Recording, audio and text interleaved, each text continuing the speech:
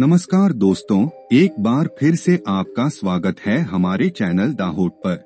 तो महाभारत काल के बार बार दयालुता के चर्चे आज भी लोगों के मन में बसे हुए हैं। भगवान के प्रति उनकी भक्ति किसी से भी छिपी हुई नहीं है। आपने भी देखा होगा कैसे उन्होंने भगवान कृष्ण के एक बार कहने पर अपना शीर्ष उनके चरणों में समर्पित कर दिया था। लेकिन क्या आपने कभी ये सोचा है कि आखिर बर्बरी का कटा हुआ सिर आज भी कहाँ है? तो अगर नहीं पता तो चलिए मिलकर जानते हैं। नमस्कार दोस्तों, एक बार फिर से आपका स्वागत है हमारे चैनल दाहोद पर हमारी इस वीडियो में। और मित्रों, ऐसी ही एक्सक्लूसिव वीडियो से देखने के लिए हमारे चैनल के मेंबर जरूर बने। अब जैसा कि सभी को पता है कि महाभारत के सभी पात्रों के अपने रहस्य है। उन्हीं में से एक है भीमसेन के पौत्र बर्बरीक है।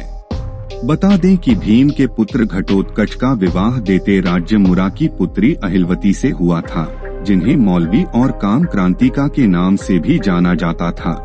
शादी के बाद ही दंपत्ति के 2 पुत्र हुए। एक का नाम था बर्बरी तो वहीं दूसरे का नाम था अंजन।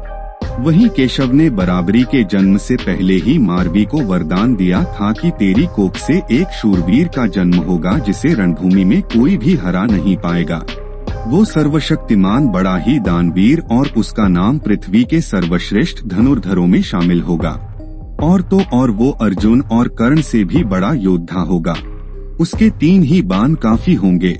कौरवों और पांडवों की पूरी सेना के सर्वनाश के लिए अब मित्रों ऐसा कहा जाता है कि महाभारत के भीषण युद्ध के समय भीम पौत्र बर्बरीक के दोनों खेमों के मध्य में एक पीपल के वृक्ष के नीचे खड़े हो गए और ये ऐलान कर दिया कि वो उसी पक्ष की ओर से लड़ेंगे जिसकी पराजय हो रही होगी।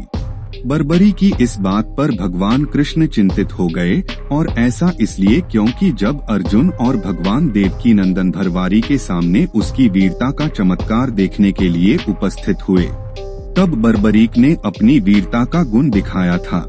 उसकी वीरता आंकने के लिए भगवान ने कहा कि ये जो पेड़ है इसके सभी पत्तों को एक ही तीर से पत्तों में छेद तो मैं मान जाऊंगा कि तुम बहुत बड़े हो। फिर बर्बरीक ने प्रभु से आज्ञा लेकर तीर को छोड़ दिया, और जब एक एक कर सारे पत्तों को छेदता जा रहा था, उसी समय एक पत्ता टूटकर नीचे गिर पड़ा, जिसे श्री कृष्ण ने ये सोचकर पैर के नीचे छिपा लिया कि ये छेद होने से बच जाएगा। लेकिन सभी पत्तों को छेदता हुआ वो श्री कृष्ण के पैरों के पास आकर रुक गया।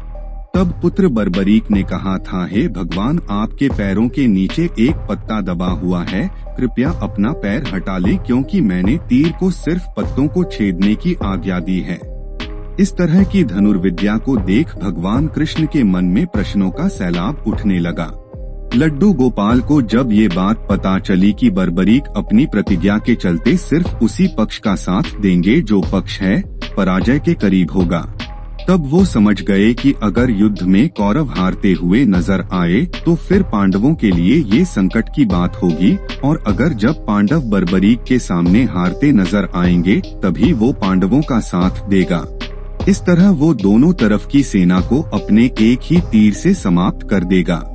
अब इसी समस्या का हल निकालने के लिए भगवान कृष्ण ने एक लीला रची। उन्होंने एक योगी का भेष धारण किया और सुबह सुबह ही भरी के शिविर द्वार पर भिक्षा मांगने के लिए पहुंच गए।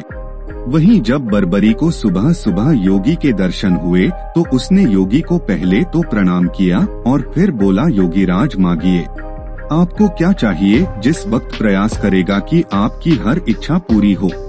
फिर योगी रूपी माधव ने कहा कि मैं जो तुमसे मांगूंगा वो तुम मुझे ना दे सकोगे। ये सुनने के बाद बर्बरीक ने कहा, ये योगीराज आप एक बार मांगकर तो देखिए, अगर आपने मेरे प्राण भी मांगे तो भी मैं आपको वो खुशी खुशी देने को तैयार हो जाऊंगा। भरी का इतना कहना ही था कि भगवान केशव ने उससे उसका आशीष मान लिया। फिर जैसे ही वीर बर्बरी का अपना शीश देने को तैयार हुए, जैसे ही कृष्णा अपने वास्तविक रूप में आ गए और बार बार एक ने खुशी खुशी अपने पितामह पांडवों की विजय के लिए अपना शीर्ष भगवान कृष्ण को दान कर दिया। भगवान देवकी नंदन बर्बरी की इससे दानवीरता को देखा अति प्रसन्न हुए और उन्होंने बर्बरी को वरदान दिया, ये दानवीर बर्बरी जिससे इसको तुमने मुझे आज ये दान में दिया है, कल यानी कि कल युग में इसी शीर्षकों लोगों द्वारा पूजा जाएगा। और मित्रों, और तब से लेकर आज कलयुग के इस दौर तक भरी के उस बाबा खाटू श्याम के रूप में पूजा जाता है। और मित्रों, यह जगह राजस्थान में खाटू श्याम मंदिर के नाम से प्रसिद्ध है। अब वैसे तो आज के समय में खाटू श्याम के कई अलग अलग मंदिरों का निर्माण हो चुका है और पूरे भारतवर्ष में इनकी पूजा की जाती है। लेकिन आपकी जानकारी के लिए बता दें कि राजस्थान के असली खाटू श्याम मंदिर में स्मृति वास्तुकला देखने को मिलती है। मंदिर का निर्माण आज की आधुनिकता के आधार पर चुने के मोर्टार और एक टाइल दादी से किया गया है। मंदिर के ठीक केंद्र में पूजा कक्ष है, जिसे जगमोहन है कहा जाता है। साथ ही इस मंदिर की दीवारों पर आपको पौराणिक कलाएं देखने को मिलेंगी। बता दें कि मंदिर के अंदर प्रवेश और निकास द्वार को श्वेत संगमरमर से बनाया गया है। और बता दें कि बाबा खाटू श्याम की मूर्ति इस मंदिर के गर्भगृह में है। मंदिर की सभी दीवारों को सोने की चादरों के जरिए सजाया गया है।